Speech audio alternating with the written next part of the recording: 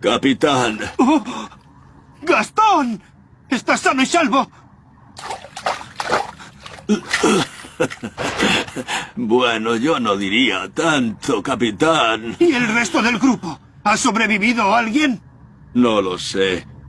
He estado tan absorto huyendo que cuando me di cuenta me quedé completamente solo. No sé qué ha pasado con el resto de los hombres.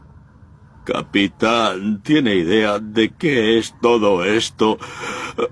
Parece como si estuviéramos dentro de un sueño. ¡Gastón!